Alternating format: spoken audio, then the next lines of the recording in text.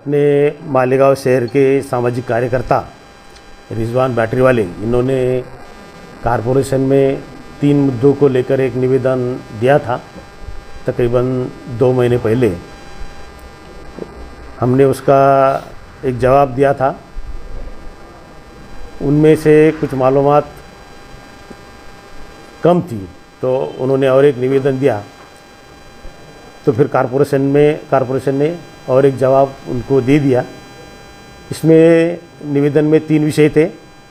एक survey number 98-2 जहाँ primary school का आरक्षण था, तो वो जगह पे गलत खरीदी बिक्री हुई कारपोरेशन के बगैर परमिशन से, और उनका कहना है कि वहाँ यानी ऑर्डर भी बन गया जो कि महसूल विभाग करता है। मैं बोलना चाहता हूँ कि इस मामले में खरीदी बिक्री के लिए और ये नहीं करने के लिए कारपोरेशन ने एनओसी नहीं दी थी। महसूल विभाग ने और जो खरीदी बिक्री का ऑफिस रहता है उन्होंने वो खरीदी बिक्री की है। हमने खरीदी बिक्री के बारे में अपने जो सब रजिस्ट्रार, उनके जो वरिष्ठ अधिकारी है, उनको कई बार लेटर दिया था कि मालेगांव में ऐसा ऐसा चल रहा है। तो उनके वरिष्ठ अधिकारियों ने भी ये अपने यहाँ के सब रजिस्ट्रार को लेटर देके बोला था कि भाई ऐसी अनधिकृत खरीदी बिक्री नहीं होनी चाहिए। लेकिन ऐसी खरीदी बिक्री हुई। इनके निवेदन में कहा गया था कि पहले मैंने इस जगह पे जो प्राइमरी स्कूल की रिजर्व जगह थी वहाँ अनधिकृत बांधकाम हुए, तो उसमें कार्रवाई नहीं हुई। तो इसमें कहना चाहता हूँ कि हमारी ओर से वहाँ MRTP एक्ट के तहत कलम 52 और 53 के माध्यम से उनको नोटिस दिया गया है। नोटिस के चलते उन्होंने काम बंद करना चाहिए था या निकाल देना चाहिए था, लेकिन ऐसा हुआ नहीं। तो फिर हमने इसमें पुलिस में FIR दाखिल की और वो केस अभी तक चालू है।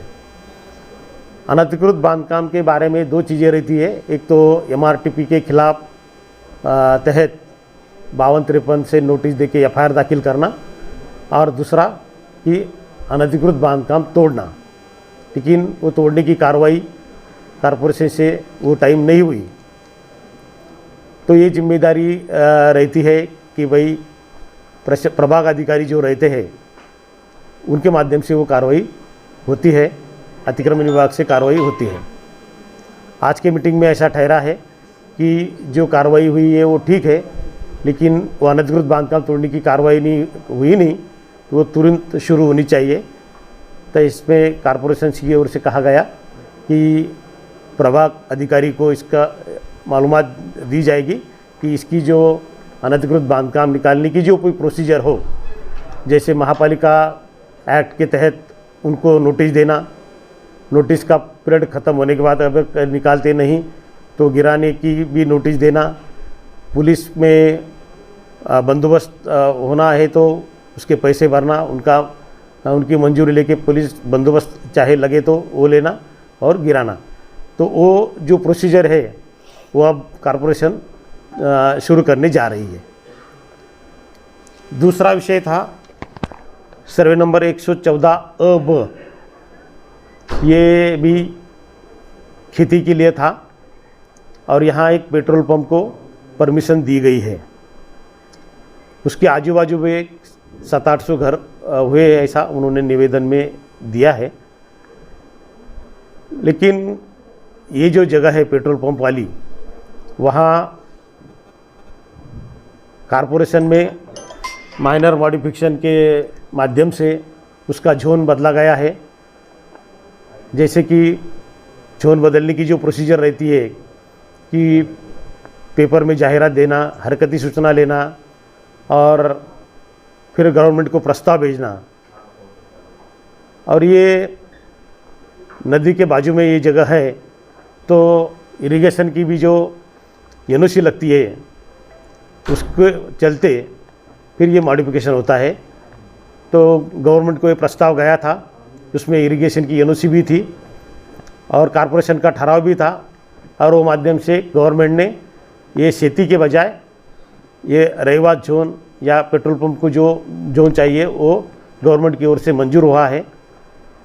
तो निवेदन करता है, उन्होंने बोला कि मुझे ये पूरे कागजात दे दो, तो हमने बोला है कि 2-3 दिन में एक पूरे कागजात आपको मिल जाएंगे। तीसरा विषय था 11,000 कॉलोनी में जो सेंट्रल गवर्नमेंट से घरकुल की योजना थी, उसमें 2-3 मुद्दे थे कि जो एक एडवांस ठेकेदार को दिया गया था उसकी वसूली नहीं हुई, तो इसके माध्यम से आर्बिट्रेटर की नियुक्ति की गई थी कि भाई ये वसूली होने के लिए आर्बिट्रेटर का खर्चा ठेकेदार ने करना। लेकिन वो कार्रवाई में कुछ आगे बढ़ोतरी नहीं हुई और प्रशासन ने फिर उसमें हाईकोर्ट में केस दाखिल कर ली वो वसूली के लिए। दूसरा एक निर्णय इसलिए भी होना था कि ठेकेदार ने जैसा काम की वर्क ऑर्डर होना और काम एक्चुअल में होना, उसमें बहुत पीरियड गया, उसमें बीच के टाइम में मटेरियल के रेट बढ़ गए, तो डीएसआर के रेट का फ़र्क या जो रेट बढ़ा है उसका फ़र्क चाहिए, उसका भी उसने डिमांड की थी, लेकिन कॉरपोरेशन ने वो डिमांड मान्य नहीं की। वो भी निवेदनकर्ता को आज के दिन में बोला गया। दूसरा ये कहा गया कि जो एडवांस दिया गया था या जो सिक्योरिटी डिपॉजिट इसका था ठेकेदार का, तो बैंक गारंटी के स्वरूप में था। तो जैसा बैंक गारंटी की जो मुद्दत रहती है वो मुद्दत ख़त्म होने से पहले रिन्यूअल करना चाहिए था।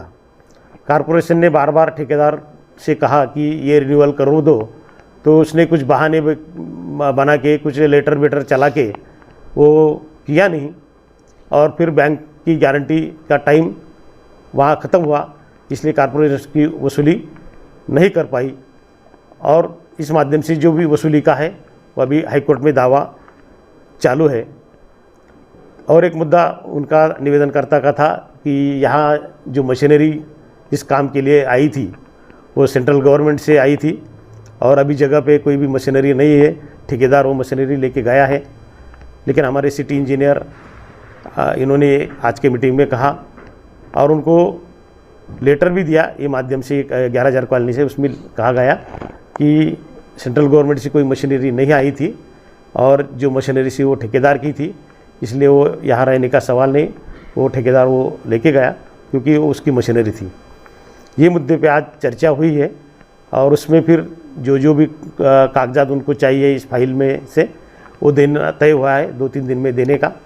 और जो पहले विषय में 98(2) में कार्रवाई करनी है अनधिकृत बांधकाम तोड़ने की, वो प्रभाग अधिकारी को ऑर्डर देके वो कार्रवाई चालू करने की, और कुछ जो रिकॉर्ड है उनको देने का वो उनको 2-3 दिन में दे देने का, ऐसे आज की मीटिंग में तय हुआ है। सर ये कौन सा धन्यवाद। ये कौन सी स्कूल का विषय है, इसका नाम आप बता सकते हैं? ये प्राइमरी स्कूल है 98/2 सर्वे नंबर। अनधिकृत बांधकाम नहीं, स्कूल का बांधकाम नहीं हुआ, स्कूल का आरक्षण था, वो स्कूल का आरक्षण था, स्कूल था, हाँ प्राइवेट जगह थी, स्कूल तो हुई नहीं, लेकिन वहाँ ऐसा अनधिकृत टुकड़ेबाजी हुई।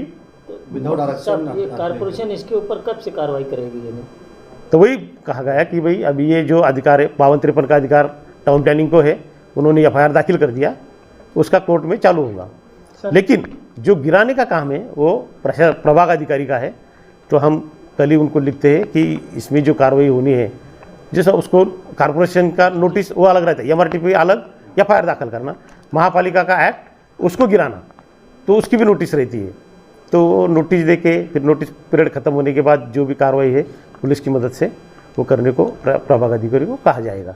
सर अभी आपने कहा 114A इसका कमिश्नर ऑफिस में केस जारी है और जो अरीजा इसका भरने का दिया गया है 2013 में, तो कॉर्पोरेशन का स्टैंड क्या है? नहीं, क्या भरने का? 114A में हाँ, इसका मामला जो केस है जो कमिश्नर ऑफिस में जारी है। नहीं ऐसा कुछ केस वगैरह नहीं है, वो पेट्रोल पंप से जुड़ के ज़्यादा करके तकरार थी कि भाई यहाँ खेती थी, वहाँ वो बांधा गया, और दूसरा ये नदी के किनारे है, 100 मीटर के अंदर, ऐसा उनका कहना था।